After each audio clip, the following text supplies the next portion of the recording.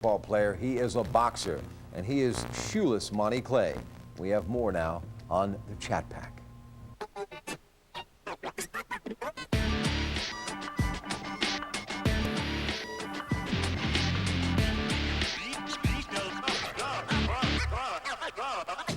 Like a light switch, Monty Clay has been turning on boxing fans at MTR with a relentless style and title bout dreams. Oh, see, I'm patient. I'm like real patient. I'm like real comfortable in the ring. I don't like the box. I love the box. You know what I mean? So it's like I mastered this art. That's what Tom say. He the master of the art, you know. And I learned from a lot of great trainers. So it's like when I get in there, I just, like you said, I size him up. Oh, wait a minute, see what he gonna do. And I know if I got him from the first time he throws his punch, you know, and I'm sneak in and then I plan the attack and it's over. Monty really has a great pro style. Monty is very calculating. Monty is very poised, very relaxed. I mean, he has a very, he knows how to get the best out of every minute and not waste any energy at the same time. He's boxing like he want to box. See what I'm talking about? When you throw, He's catching him when he get ready.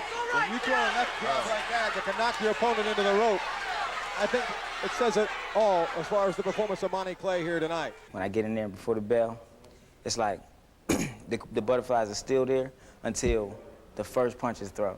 When the first punch is thrown, it all goes away because it's like it's like a peace that come over me. You know, I pray before God, and when I tell Him to help me, I know I'm all right. You know what I mean? It's like I'm in there now, I'm grooving. You know, it's like, Marsh, you're gonna be all right. You got this. Do what you do. You know what I mean? You train so hard for it. This is what you love to do. Show the people what you can do. Go perform. Back on the Chat Pack here at Mountaineer Racetrack and Gaming Resort, and coming up in October the 29th, Monty Clay will strut his stuff again, as will Vaquan Kimbrough. And yes, the Youngstown, the Pittsburgh area has been seeing some great fights. I want to thank the good folks at Pittsburgh Brewing and West Penn Billiards, and of course our mothership, the folks here at MTR Gaming. And you know what, Monty Clay, very quietly, we've all been caught up in the Paul Spadafore, the Vaquan Kimbrough era. There's another era beginning, and it's Monty Clay. What a nice young kid, and he's going to be a really, really fine fighter. But isn't it great, though, now that we have these venues where these kids can come out and have a place that they can look forward to fighting, know that there's going to be a fan base there.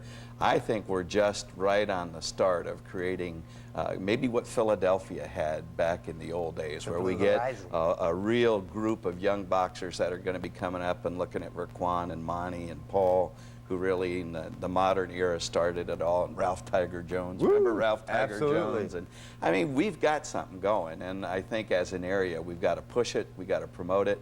I think everybody should be proud of it. Everybody involved. Monty is just one of the shining examples of what we're talking about. Just to show you a little bit of my knowledge, Bob Foster also ran into Tiger Jones with a left hook, ladies and gentlemen. Those Gillette Friday night fights were great. This, of course, is Tad Mackwicki, our executive producer. He ran into Muhammad Ali a little bit later. Yeah, with that Williams Furniture thing on his belt, and that was the first time that I realized you could make money by talking about sponsors. But let's talk about Monty Clay. A great piece that we just saw moments ago. You were the first to really nickname him Shoeless. He shows up one night, so energetic to get there, he forgets his shoes. But this kid is a ball of fire. He really is, and I talked to Tommy Yankello, his trainer, and the thing about Monty is he looks okay in the gym, but boy, when the lights come on, the switch goes on, and Monty is a gamer.